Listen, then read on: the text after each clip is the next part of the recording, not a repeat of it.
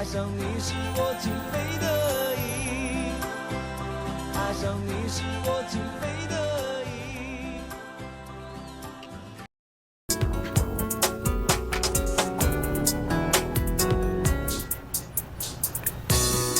Hey, Shansai! Hey!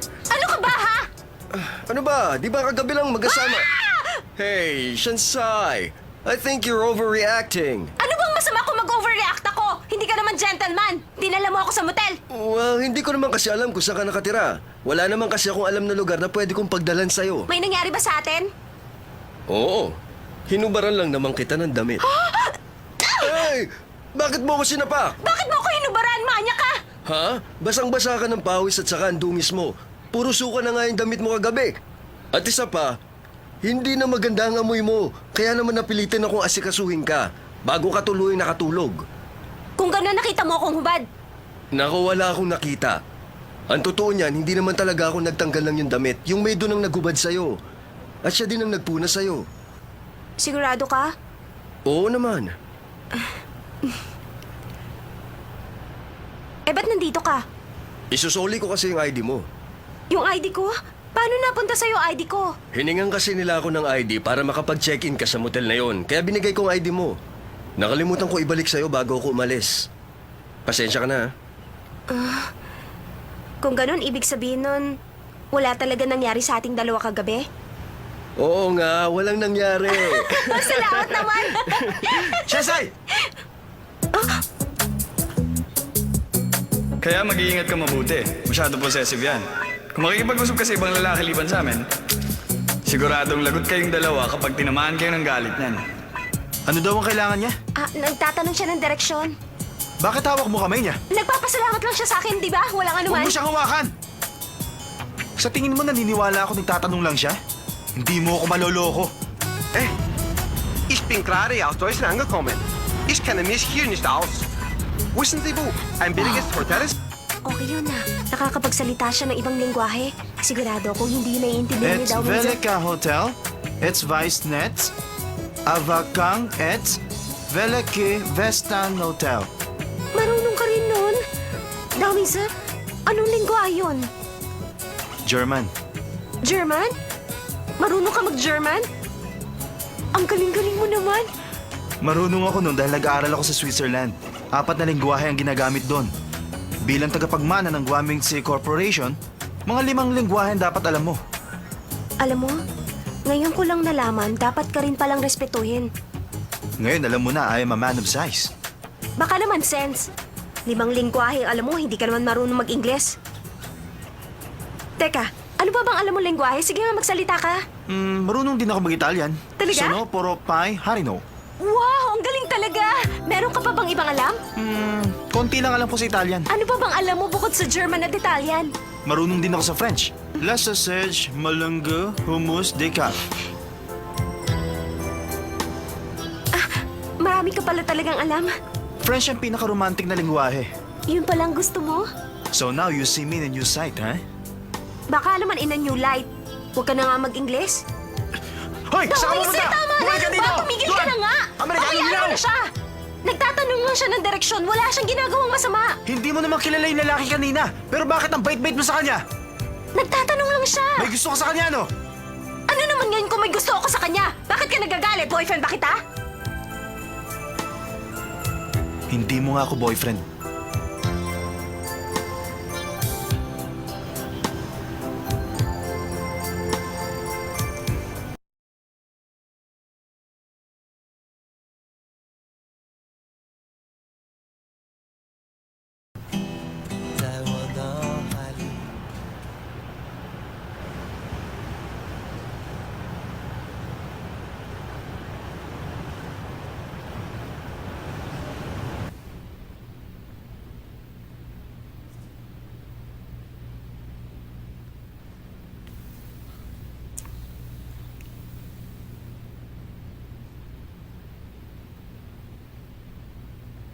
Hey, Simen. Bakit?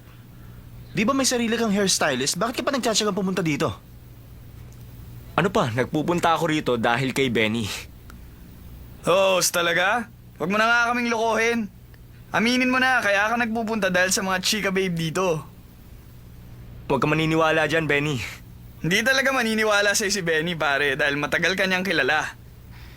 Marami kang hindi alam sa mga babae. Ayaw nilang ipahalata ang kanilang nararamdaman. Yung mga wala pang karanasan, yan ang madalas magtago ng feeling sa harap ng lalaking gusto nila. Ibig mo sabihin, pag sinabi ng babae hindi niya gusto ang isang lalaki, kabaligtaran? Ang ibig sabihin nun? At ganun nga si Shansai. Sinabi ko bang si Shansai?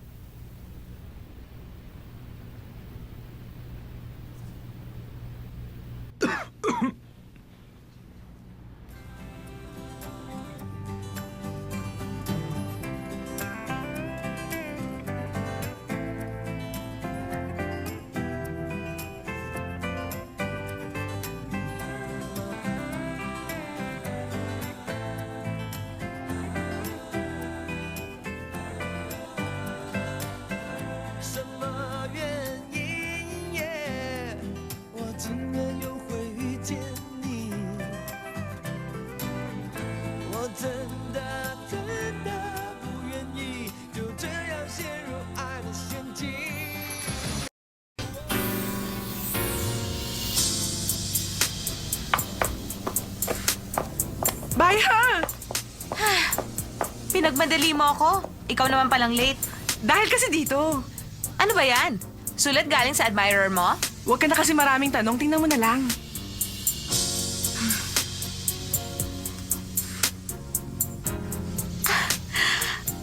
Ano mga to? At saan mo nakuha? Yun nga ang hindi ko alam. Bago ko umalis ng bahay, chinek ko ang mailbox ko at nakita ko mga yan. Sa tingin ko, may nagbigay sa atin ng pagkakataon na ligpitin ang mga basura. Tama ka, sister. It's showtime!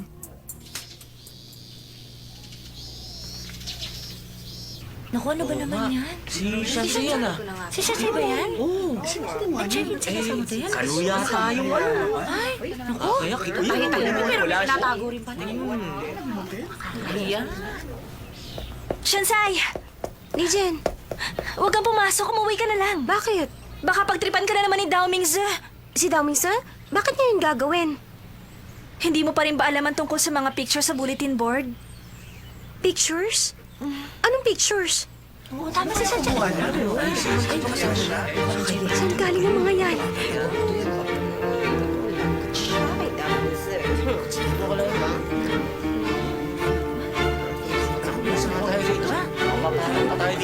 Sakay ka na. Kapag nalaman ni Daming, sasiguradong lagot siya. Nalanta na ang mga bulaklak. Lumipas rin ang ating magagandang alaala. Nawala ng saysay ang lahat ng ako'y iwan mo. Bakit kaya ganun? Bakit ako nasasaktan? Kung hindi niya kasi ako niyayang mag-date, hindi naman iisipin ng mga tao na girlfriend niya ako. Kasalanan niya lahat. Pero ayoko namang nakikitang nalulungkot siya. Hindi. Papasok pa rin ako. Pag di ako pumasok bukas, lalabas na akong mali. Papasok ako. Hindi ako magpapaapekto.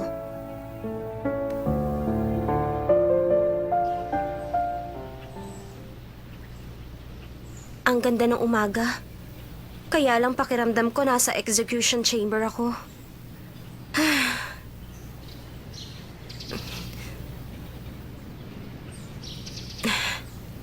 Kaya mo yan. Harapin mo silang lahat, Shansai.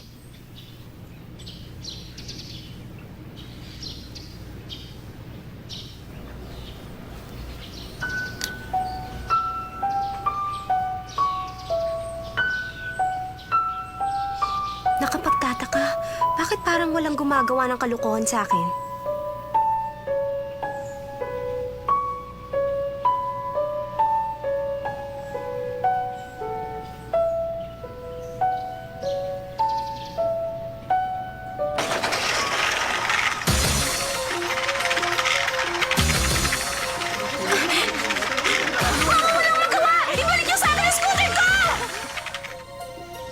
mahihirap lang gumagamit ng scooter. Kaya gagawin ko ang gusto kong gawin. Bakit nyo kailangan gawin niya kay Sansay? Hoy, mukhang di bakla! Ibalik mo sa akin yung scooter ko! Shansai, sandali lang! Talaga nyo! Shansai, bitiwan mo na yan! Sabi! Walang mangyayari kahit magpumilit ka! Pabayaan mo na sila!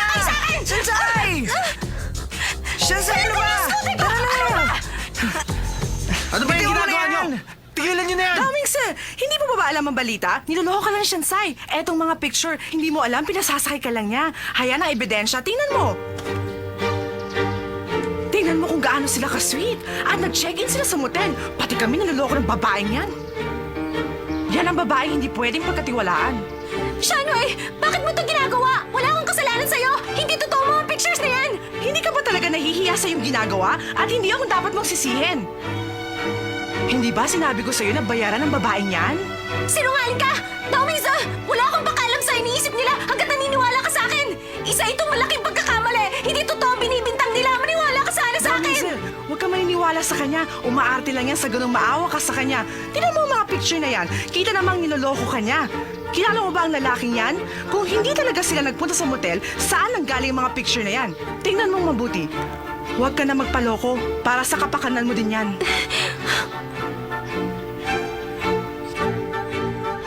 Shansai, niloko mo ako. Dawmiza! Tanga ka talaga! Naniwala ka sa sinungaling na yan! Tanga ka talaga! Dawmiza!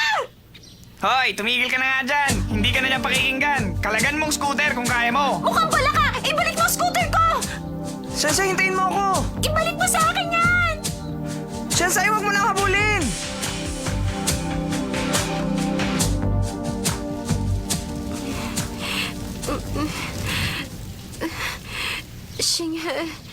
Xinghe. Ano nangyari? Xinghe. Sensei.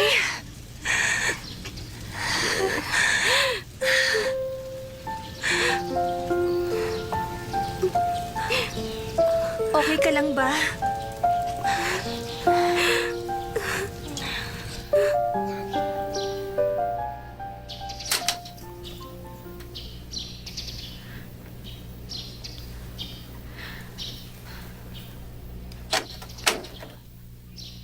Shansai, paano yan pag nakita ng mama mo ang mga gasgas mo? Pag tinakpan ng buho ko, hindi na mahahalata. Basta huwag ka lang maingay para hindi tayo mahalata ng mama ko.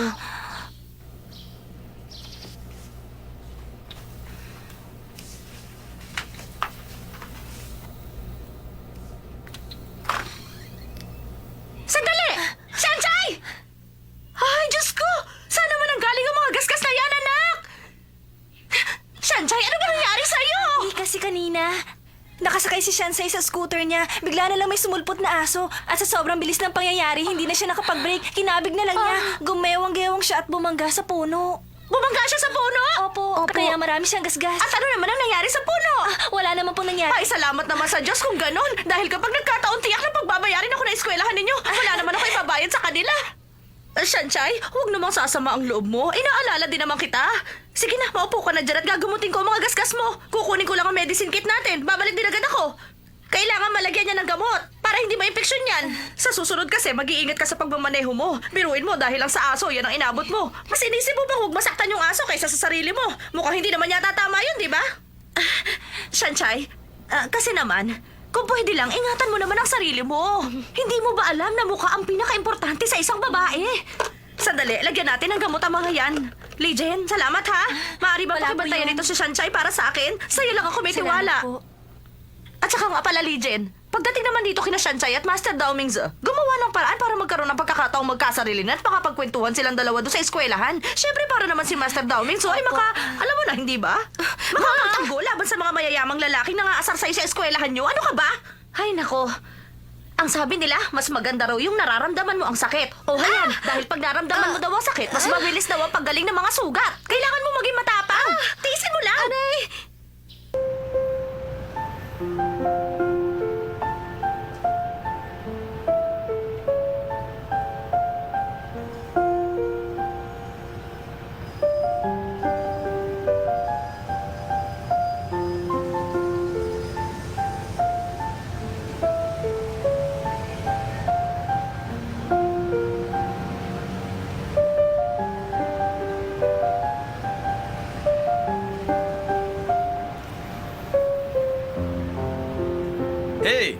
Ozzy, hanggang anong oras ba tayo dito? Naiinip na kaming dalawa.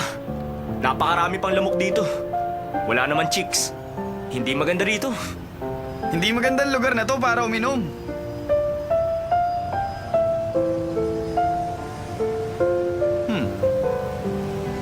Gawain ng mga broken-hearted dito.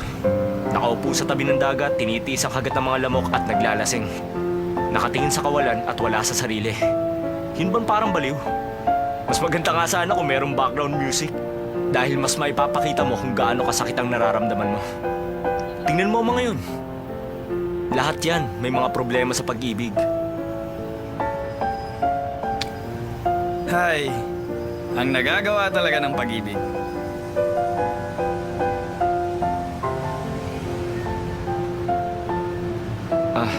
Sa tingin ko marami na siyang nainom. Pag nagtuloy-tuloy yun, siguradong malaking gulo ito. Anong gagawin natin? Dalawa lang naman yan. Una, kapag nilasing pa natin siya, tsak malaking gulo.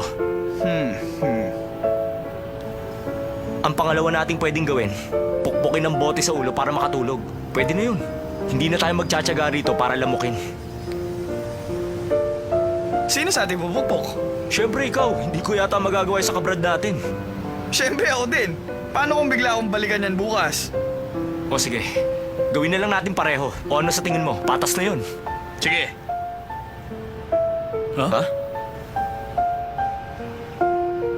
Saan na si Ozzy?